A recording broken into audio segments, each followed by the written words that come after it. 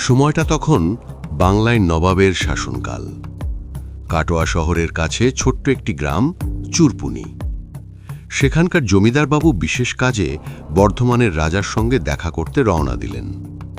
সঙ্গে ছিল কয়েকজন পাইক, দুটি হাতি আর একটি পালকি। গ্রাম পেরিয়ে মাঠের মাঝে তারা বিশ্রাম নিলেন। হাতি দুটোকেও খাবারের জন্য ছেড়ে দেওয়া হলো। একটি হাতি পাশের একটি পাকুড় গাছের ডাল শুঁড় দিয়ে ভেঙে ফেলল। তখন হঠাৎই এক অলৌকিক ঘটনা ঘটল। ভাঙা ডাল থেকে আঠা নয়, বেরোচ্ছিল লাল রক্ত। এই দৃশ্য দেখে তিনি ভীষণ ভয় পেয়ে দ্রুত সেখান থেকে রওনা দিলেন। সেই রাতেই বর্ধমানের রাজার অতিথিশালায় তিনি স্বপ্নে মা দুর্গার দর্শন পেলেন।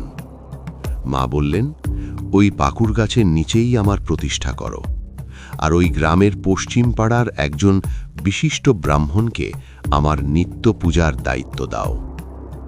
পরদিন জমিদার ফিরে এসে ওই ব্রাহ্মণের সন্ধান করে তাকে সবটা জানালেন। তারপর সেই পাকুড় গাছের তলায় শালগ্রাম শিলার দশভুজা দেবী মূর্তি প্রতিষ্ঠা করলেন।